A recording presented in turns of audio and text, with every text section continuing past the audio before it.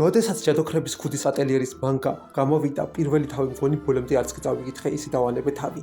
ზედმეტად უინტერესო ჩანდა. მაგრამ ანიმეს გამოსვლის და ანიმეს ყურების შემდეგ გავაანალიზე, რამდენად დიდი შეცდომა დაუშვი. რატომღაც მგონია, რომ სხვებიც იგივეს გააკეთებენ და ამ შეცდომას დაუშვებენ. ამიტომ ვეცდები, მოკლედ სპოილერების გარეშე დაგარწმუნოთ, რატომ ღირს ვიჩეთ ატელიერის, ჯადოქრების ქუდის ატელიერის წაკითხვა ან ყურება. პირველ რიგში შევადაროთ სხვა შოუებს და განვიხილოთ სხვა შოუების მსგავსად რა ძლიერი მხარეები აქვს ამ ანიმეს. მაგალითისთვის თუ მოგწონთ სრული მეტალის ალქიმიკოსი საძმოს სიუჟეტი, სადაც ბევრი რამ ხდება, ჩახლართული სიუჟეტია, საკმაოდ ბევრი პერსონაჟები არიან, მაგრამ ეს ყველაფერი მთლიანობაში მაინც კომპაქტურად არის დაწერილი და მოკლე სიუჟეტია, არ არის ძალიან გავრცელებული, 100 სერიაც კი არ გრძელდება. ამ შემთხვევაში ვიჩეთ ატელიერის სიუჟეტიც მოგეწონებათ, იმიტომ რომ მანგა მიუხედავად იმისა, რომ არის 90 თავი, ეს 90 თავი საკმაოდ ჩახლართულია და ბევრი ინტრიგა და საიდუმლოებაა. და იმასაც თუ გავითვალისწინებთ ანიმე რა ტემპით მიდის, დიდი ალბათობით პირველ 13 სერიაში ადაპტირებული იქნება პირველი 30 თავი მანგისა. მაგრამ თუ მოგდონთ მონადირის Hunter x Hunter-ის საბრძოლო სისტემა, როგორ დეტალებშია ნენი ახსნილი და ამ ძალების გამოყენებაც ყველაფერიც ნენთან დაკავშირებით, ასევე მოგეწონებათ ვიჩეთ ატელიერის, ჯადოქრების ქუდის ატელიერის საბრძოლო სისტემაც და აქ როგორ დეტალებშია ახსნილი ძალები. მაგრამ თუ მოგდონთ ფრენის ფანტეზი ასპექტი, ანუ სამყაროს ფანტეზი ასპექტი და ასევე უმეტესად ხუდრო გარემო, განსაკუთრებით საყვარელი და საინტერესო პერსონაჟებით, აქ იგივე ვარიანტი მოგეწონებათ ვიჩეთ ატელიერიც. და ამ ყოველივეს თავისთავად დეტალებში ჩავეცები და უფრო ცვლად ავხსნი, მაგრამ გაითვალისწინეთ, როდესაც 1000 ფოლოვერზე ავალთ, ვაპირებ გავათამაშო Ace-ის მანგა. ვაპირებდი One Piece-ის მე-100 ვალიუმი გავეთამაშებინა, მაგრამ გადავიფიქრე, ჩავთვალე, რომ უკეთესი ვარიანტი არის Ace-ის მანგის პირველი ვალიუმი. ვინც არ იცით, არის ნოველა და ამ მომენტისთვის უკვე მანგაც 2 ტომი დაწერილი Ace-ზე, თავისთავად One Piece-ის ავტორის მიერ და ილუსტრირებული Boichi-ის, ანუ Dr. Stone-ის და Sunken Rock-ის ავტორის მიერ. როგორც ხედავთ, არაჩვეულებრივი არტი აქვს და ასევე აქ არის ჩართული ბონუსად Boichi-ის სტილში დახატული Zoro-ს და Mihawk-ის ბრძოლა. ისევ ჯადოქრების ქუდის ატელიერს რომ დავუბრუნდეთ, სიუჟეტზე რომ ვისაუბრო, აქ თავისთავად რაღაცეების და სპოილერება მომიწევს, მაგრამ ვეცდები მარტო პირველი სერია დავასპოილერო და ზედმეტი სიუჟეტზე არაფერი ვთქვა. სიუჟეტი ვითარდება სამყაროში, სადაც მაგია არსებობს, მაგრამ მაგიის გამოყენება ყველას არ შეუძლია. ყოველ შემთხვევაში ხალხს ამას ეუბნებიან, რომ მაგიის გამოყენებლად უნდა დაიბადო და სხვა შემთხვევაში მაგიას ვერ გამოიყენებ. ამის სურვილი და ოცნება ჰქონდა კოკოსაც, მას შემდეგ რაც ერთ-ერთმა უცნობმა ადამიანმა ჯადოქრების წიგნი და ასევე ჯოხი, მაგიური ჯოხი მიყიდა. ყოველ შემთხვევაში ეგონა რომ მაგიური ჯოხი იყო. მას შემდეგ რაც მათ ატელიეს ესტუმრება ერთ-ერთი ჯადოქარი, ქვიფრი, დაინახავს ქვიფრი როგორ ხატავს ამ სპელებს, გაანალიზებს რომ ეს ვანდი მაგიური ჯოხი კი არა, კალანი და მელანია. და მაგიის გამოსაყენებლად მხოლოდ ამ სიმბოლოების სპეციალური მელნით დახატვა გჭირდება. ანუ სხვა სიტყვებით რომ ვთქვათ, მაგიის გამოყენება ყველას შეუძლია. კოკო ამ მაგიური სიმბოლოების დახატვას ცდის, მაგრამ ეს საბედისწერო აღმოჩნდება იმიტომ, რომ რეალურად ამ უცნობმა ადამიანმა აკრძალული მაგიების წიგნი მიყიდა. ამ მაგიის გამოყენების შემდგომ მისი მთელი სახლი განადგურდება და მიუხედავად იმისა, რომ ქვიფრი მას გადაარჩენს, დედამისი გაქორდება. ამ სიტუაციაში ქვიფრის პირველი ფიქრი არის, რომ კოკოს მოგონებები წაუშალოს. ანუ წესებს და კანონებს მიყვეს, მაგრამ მიხვდება, რომ ამ ბრიმჰეთების ადამიანების საძებნელად, რომელიც აკრძალულ მაგიას იყენებენ, მათ საპონელად კოკოს მოგონებები ჭირდება და თუ ამ მოგონებებს წაუშლის, ამ შემთხვევაში მათ მონას ვეღარ შეძლებს. ამიტომ გადაწყვეტს, რომ კოკო თავის მეოთხე მოსავლად აიყვანოს. ამ პირველ 10 სერიაში, პირველ სეზონში უკვე საკმაოდ დიდი განვითარება ჰქონდათ პერსონაჟებს, რასაც ნებისმიერ მაყურებელი შემჩნევდა და კიდევ უფრო მეტი განვითარება აქვთ მანგაში. მაგრამ პერსონაჟების განვითარების გარდა, განსაკუთრებით რამაც მიიქცია ჩემი ყურადღება და რაც მხიბლავს ხოლმე ნებისმიერ ნაწარმოებში, ის არის რომ პერსონაჟები, ბავშვებიც და უფროსებიც თავის ასაკის და შესაძლებელად იქცევიან. და რას გულისხმობ ამაში? ძალიან ბევრი ავტორი როცა წერს ბავშვ პერსონაჟებს, ეს ბავშვ პერსონაჟები გამოყავს ან ძალიან ჭკვიანები, უფროსების ჭკვიანები და გადაწყვეტილებებს თავისთვის იღებენ, უფროსების დახმარება არაფერში სჭირდებათ და რეალურად ეს უფროსები არიან პატარა ბავშვებივით, სულელები და უპასუხისმგებლოები. მაგრამ როდესაც მიდგება მეორე შემთხვევაზე, ამ მეორე ვარიანტში პირიქით ბავშვები გამოყავთ ხოლმე ზედმეტად სულელები.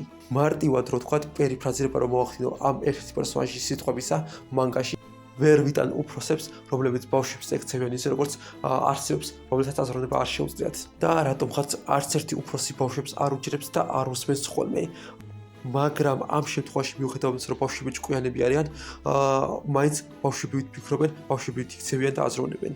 მაგრამ იგივე შემთხვევაში უფროს პერსონაჟებს ყოველთვის უფრო დიდი ავტორიტეტი აქვთ და იგივე შემთხვევაში ზრდასრული პერსონაჟები, რომელთაც ამ ბავშვების მოვლა ევალებათ, არ იქცევიან უპასუხისმგებლო ზრდასრულებივით და მნიშვნელობა არ აქვს ეს ბავშვი პერსონაჟები საფრთხეში არიან თუ რაიმე ემოციურად გვერდში თუ მაჭირდებათ, ქვიფრი და ურუგიო მათი მოვლენები ყოველთვის მზად არიან რომ გვერდში დაუდგნენ. და ამასთან დაკავშირებით ერთი საინტერესო მომენტიც იყო, კოკო არის დიდ საფრთხეში, მაგრამ ამაზე თავის მასწავლებლისთვის და ზოგადად უფროსებისთვის არაფრის თქმა არ შეუძლია. და მიუხედავად იმისა, რომ ქვიფრი და ურუგიო ამას შეამჩნევენ, გადაწყვეტენ, რომ დაიცადონ სანამ კოკო თვითონ გადაწყვეტს სიმართლის თქმას და არ დააძალონ არაფრის თქმა. მარტივად რო ვთქვათ, მათი მთელი მიზანი და мотиваცია არის, რომ ამ ბავშვებს მათი ნდობა ქონდეთ და შეეძლოთ ნებისმიერ თემაზე საიდუმლოების თქმა. იმის მაგივრად, რომ გაუბრაზდნენ ბავშვებს ან ეჩხუბონ. მათთვის პრიორიტეტი არის ბავშვების უსაფრთხოება. განსხვავებით სხვა 99% ანიმეების, სადაც ბავშვებს სასიკვდილო მისიებზე გზავნიან. ან ბავშვი პერსონაჟების და უფროსი პერსონაჟების აქციელიც და ფიქრები ყველაფერი ადეკვატური და ლოგიკურია. ამის საუკეთესო მაგალითია ქვიფრი. ქვიფრი, რომელიც არის სერიოზული პერსონაჟი და ხშირ შემთხვევაში აგრესიული გამოხტომებიც აქვს. Do not tell the Knights Morales about this. Come nigh. We have a duty, you know. Forbidden magic sightings must be. You will tell no one, not a soul. მაგრამ როგორც კი უფროსების გარემოცვაში არ არის და თავის მოსწავლეებთან უწევს საუბარი, თავის აქციას, მანერიზმს და საუბრისტოს 100% ცვლის. You can't! It is imperative that this not go to the Knights Morales, nor to the Great Hall. It's best if no one becomes aware of what we've discovered. Why, Kifri? Coco. Sorry for the wait. Now about that ink of yours. It seems he accidentally gave you something very expensive. I bought you a bag to make up for it. და ამაზე ერთი საინტერესო და საყვარლება მომენტიც იყო 39 თუ მე-40 თავში, როდესაც ქვიფრი ხუმრობით გაუბრაზდა თავის ყოფილ მასწავლებელს და კოკოს რეაქცია იყო, რომ ვაიმე, ქვიფრი მასწავლებელი ასეთი გაბრაზებული არასდროს არ მინახავსო.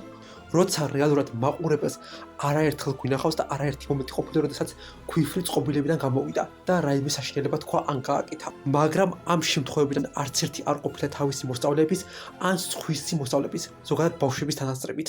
ნუ ერთ კონკრეტულ სცენას თუ არ ჩავთვლით პირველ სერიაში, როცა კოკო მაგაზალან მაგია გამოიყენა და ძალიან ბევრს ეჭვი ჰქონდა რეალურად ვილენი ხომ არ იყო და მათ შორის მეც ძალიან საეჭვოდ უყურებდი მის აქციელებს.